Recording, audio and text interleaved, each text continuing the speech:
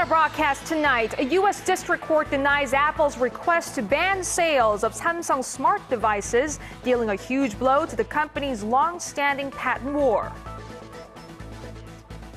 The longest business suspension in 10 years. 3 of Korea's top mobile carriers are banned from operating for 45 days as punishment for providing illegal subsidies. And plus, Crimea's decision to hold a referendum on joining the Russian Federation sparks outrage from the EU and the US, which have rushed to announce a modest array of sanctions. These stories and more next on ARIRANG News at 8. Good evening to our viewers in Korea, and hello to those of you who are watching from around the world. It's Friday, March 7th here in Seoul. I'm Yoo Ji-hye. Details are finally out on forging a new coalition party between leaders from the major opposition bloc. The head of Democratic Party Kim Han-gil and independent lawmaker Ahn Cheol-soo have worked out their differences on the rules for the new party. Our National Assembly correspondent Ji Myung-kil reports. Korea's 2 main opposition groups have finally laid out a course of action for how they'll form a new coalition party. Kim Han-gil, the leader of the main opposition Democratic Party, and independent lawmaker Ahn Cheol-soo will be the co-leaders of a preparatory committee in charge of establishing the party. Ahn, who announced plans last month to form a party of his own, will be in charge of setting up a third separate political party with the help of DP lawmakers. Once preparations for the newly formed party are complete, the DP will immediately merge with it. The preparatory committee led by Ahn and Kim will have equal number of members from both the Democratic Party and Ahn's new political vision party. Starting next week, the committee will announce a series of rules for the coalition. Kim and Ahn are hoping that their alliance will help them pick up seats at the National Assembly and that the party's pick will win the presidential race of 2017. Ji Myung-kil, ARIRANG News. And staying in politics, more than 150 government employees around the country have stepped down to run for an elected post at the upcoming June 4th local elections. The Public Administration Ministry says a total of 152 central and local government officials have tendered their resignations from last December until their deadline Thursday this week. Some notable names include former Minister of Security and Public Administration Yoo Jung-bok, running for Incheon City Mayor, and ex-Vice Minister of the same ministry, Park Chan-woo, who will run for Mayor of Cheonan City. The 3 slaps on the wrist for the nation's largest mobile operators. The government has suspended 3 carriers from doing business for 45 days for providing illegal subsidies to lure in customers. Na Young-kyung has more.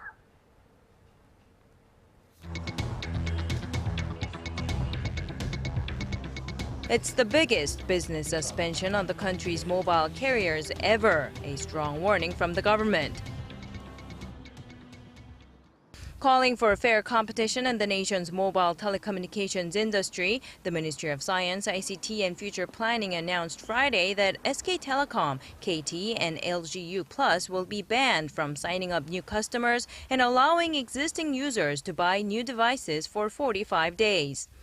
KT, the number 2 player in the market, will face suspension starting March 13th, followed by leading carrier SK Telecom from April 5th.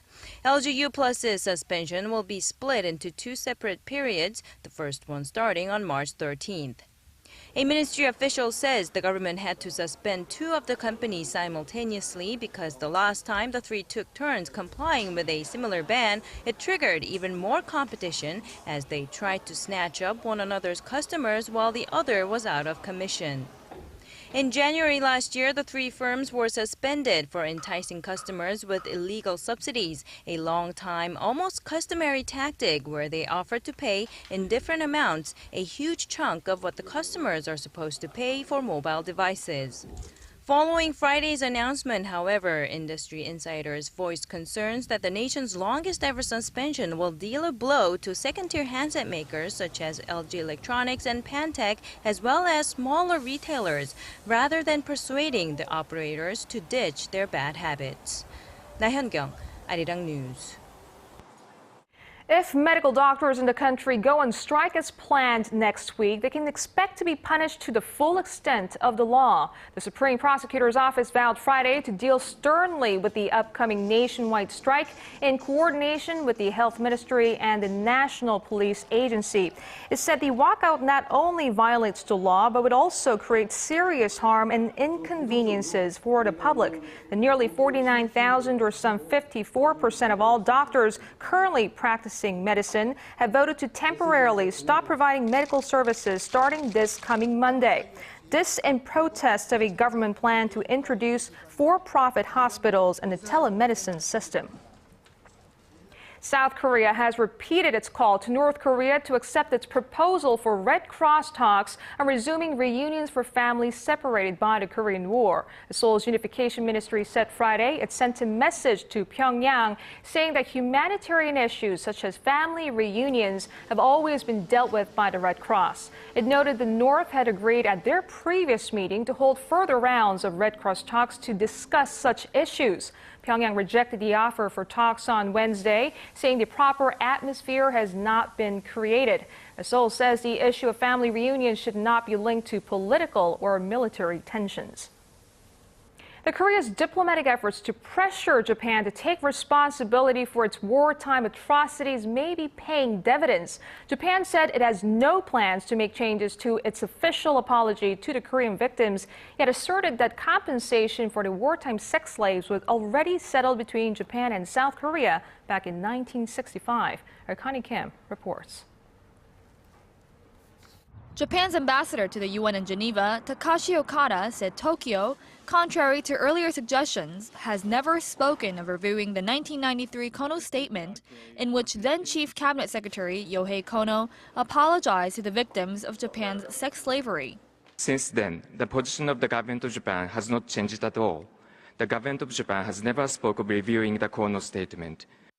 Back in Geneva, Okada said the Japanese government had fully compensated the victims through a 1965 treaty that normalized Korea's economic and diplomatic relations after its liberation from Japan. Late last month, Suga said Tokyo would re-examine the testimony given by former sex slaves, as the government at the time did not verify the victims' remarks. Following Korean Foreign Minister Yoon Byung-se's remarks on Wednesday, Yoo Yeon-chul, deputy chief of South Korea UN mission, urged Japan to admit to and take responsibility for its military's past use of sex slaves. The political leaders and command officials of Japan have recently tried to deny the Kono statement of 1993. South Korea wasn't alone in criticizing Tokyo for its past actions and current inaction. The North Korean and Chinese ambassadors to the UN said the Japanese government was trying to deny and hide its past wrongdoings. The U.S. ambassador to Japan, Carolyn Kennedy, on Thursday called on Korea and Japan to improve relations and said the U.S. will do what it can to help. Connie Kim, ARIRANG News. And now to the ongoing patent battle between the two tech giants. It's good news for Samsung this time, as Apple's request for a permanent U.S. ban on Samsung's smart products has been denied. Kim Ji-yeon has the details. A U.S. court has rejected Apple's request for a permanent sales ban on Samsung products. In a ruling Thursday, U.S. District Judge Lucy Koh said Apple had not presented enough evidence to show its patented features were a significant enough driver of consumer demand to warrant an injunction. Judge Koh wrote that numerous features, such as battery life, MP3 player functionality, operating system, text messaging options, GPS, and processor speed were not tested by Apple for the purpose of litigation to see whether they are highly important to U.S. consumers. Apple had earlier stated that around 23 models of Samsung's older smartphones and tablets, including the Galaxy S4G and the Galaxy Tab 10.1, infringe upon its patents. This ruling comes ahead of another patent trial set to begin later this month involving newer Samsung phones and could negatively affect any further attempts by Apple to block the sales of those models as well. In a statement, Samsung said it was pleased with the ruling. Apple has yet to comment. Samsung and Apple have been locked in legal battles over patents across the globe for nearly 3 years. In a separate case in 2012, Apple was awarded more than $900 million by a U.S. court over Samsung, which earned $7.7 billion last quarter. Kim Ji-yeon, ARIRANG News. A fourth round of talks between Korea, China, and Japan on a trilateral free trade agreement ended on Friday with little progress to speak of. Seoul's trade ministry says the 4 days of discussions mainly centered on setting up guidelines for which products will be included in the negotiations. But the three sides were unable to reach agreement on several issues, including the country of origin and non-tariff barriers. The next round of trilateral negotiations will take place in July in China. Foreign currency deposits in Korean banks soared to an all-time high in February. Data released by the Bank of Korea on Friday shows the figure at more than $52 billion last month, a jump of $3.4 billion from January. Total foreign currency deposits have been on a steady rise since August of last year, something that's being attributed to increased export earnings. Leading the way in February were dollar-denominated deposits, which increased on month by nearly $3 billion to nearly $40 billion.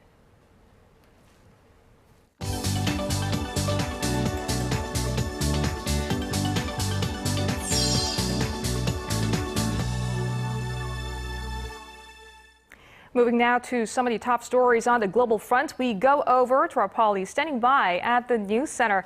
Paul, let's start with the fast-moving developments out of Ukraine. What's the latest? Well, GA, in a dramatic turn of events, Crimea's parliament voted to join Russia on Thursday, with the Moscow-backed government setting a referendum on the decision in 10 days.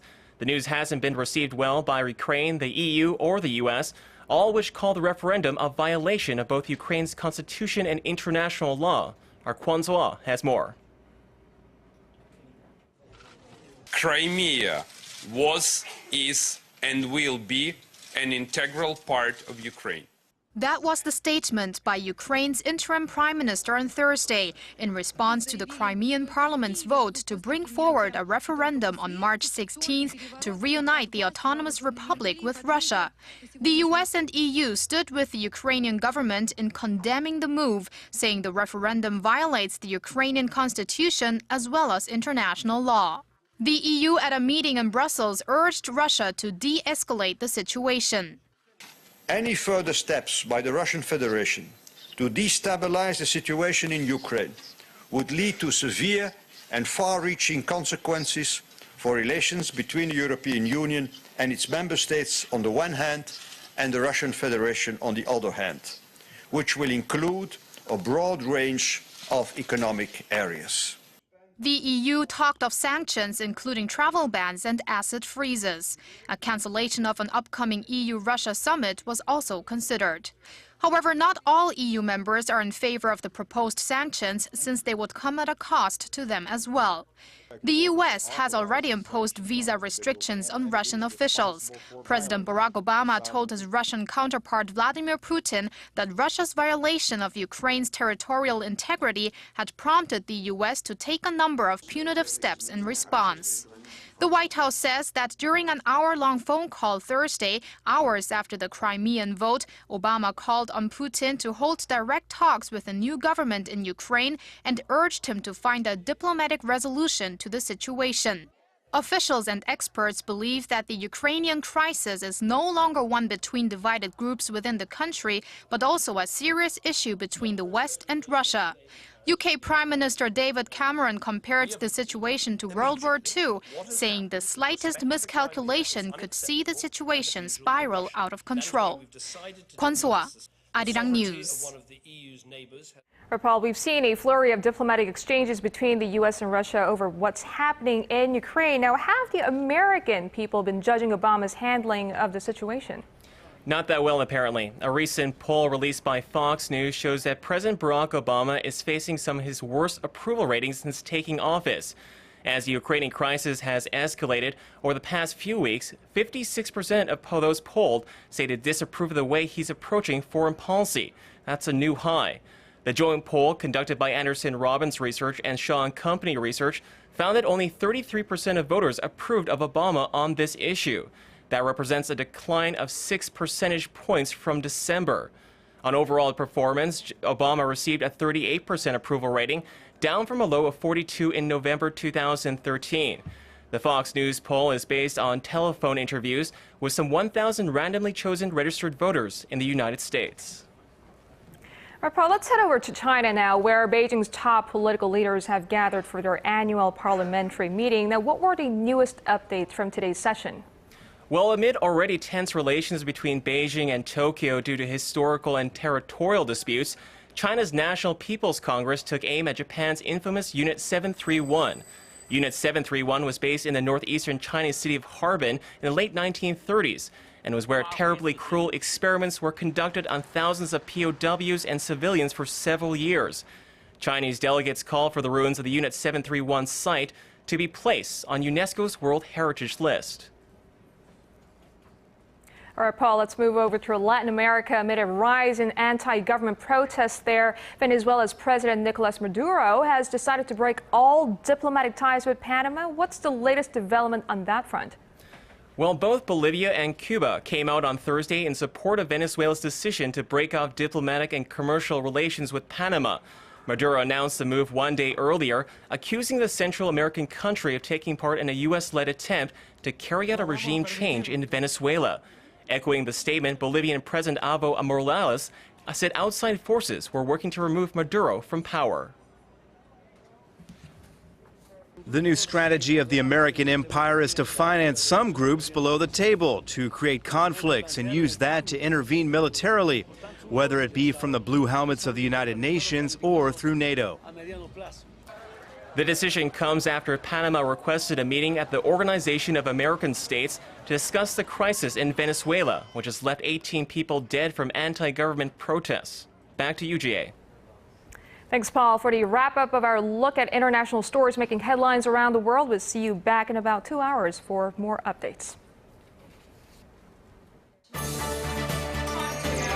For the latest news that impacts Korea and the world, join Yoo Ji-hye for a lively half hour that covers politics, business, international news, and much more.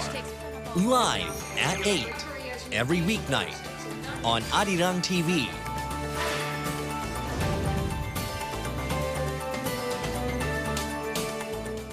We are starting a new segment this evening. Every Friday, we'll be looking at some of the hot topics of the week that has been heavily dealt with by our domestic media outlets. And our Leon will be running down the stories in the press, that is. So Leon, take it away. Now, lots of interesting feature stories in this week's papers. I want to start with the Joseon-ilbo, which hosted the 5th annual Asian Leadership Conference earlier this week. Here in this photo, you see former Australian Prime Minister Julia Gillard on the very far left. And of course, President Park Geun-hye, and next to her, former U.S. President George Bush, who attended the conference to discuss this year's topic, which was the reunification of the two Koreas. Now, experts and academics also came together to discuss reunification. And I want to go straight to this next article from the same paper.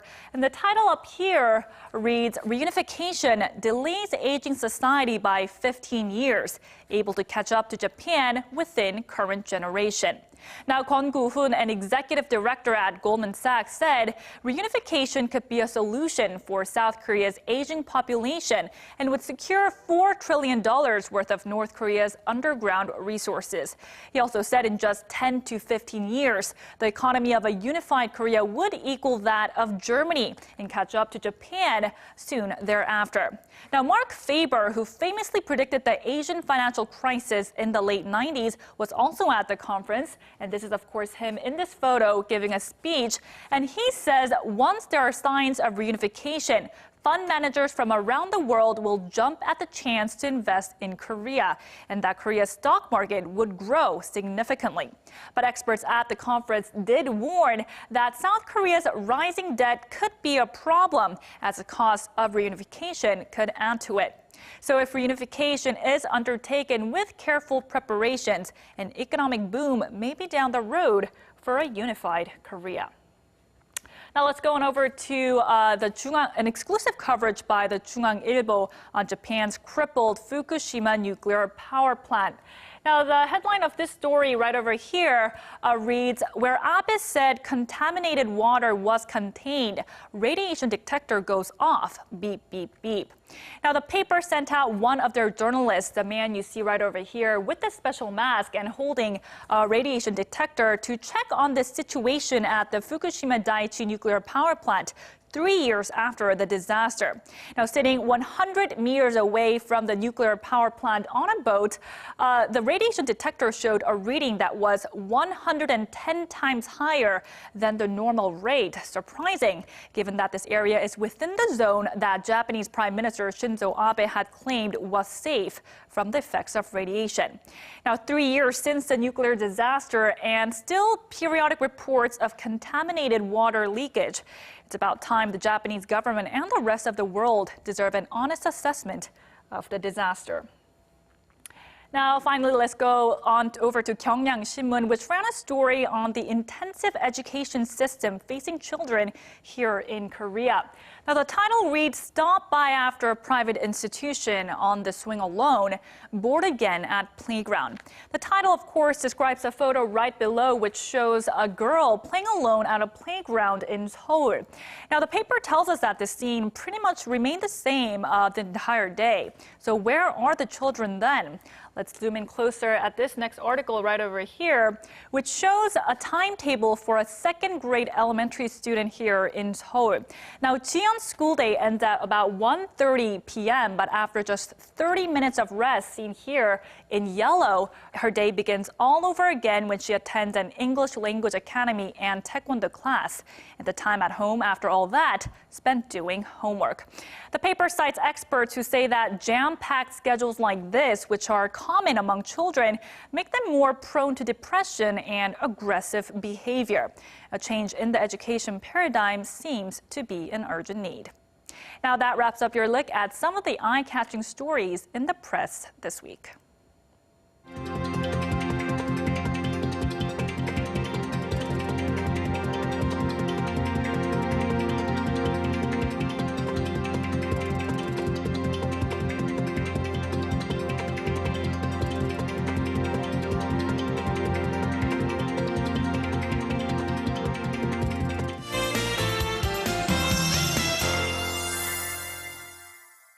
And time to get a check on the weather with our Kim Bo-kyung at the Weather Center. Now, Bo-kyung, it was a dry day here in Seoul, and I understand a forest fire broke out in Jeollabuk-do province today. Was it serious?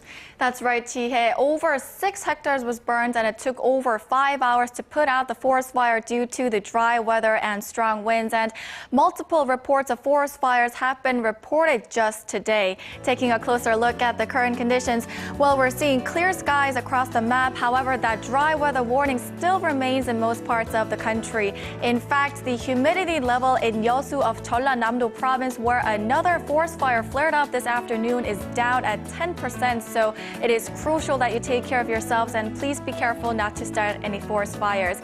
Other than that, temperatures will jump back to the seasonal average range starting tomorrow afternoon, and light passing snow showers is forecast in the central regions on Sunday. Taking a look at Saturday's readings, Seoul starts off the day at -2 degrees with a high of 8. Meanwhile, Daegu and Busan reach the low teens. Moving on to other regions, Daejeon and Jeju make it to 9 degrees, while Dokdo tops out at 4. While the air is very dry, so please be sure to drink sufficient amounts of water. That's all for Korea, and here's a look at the international weather.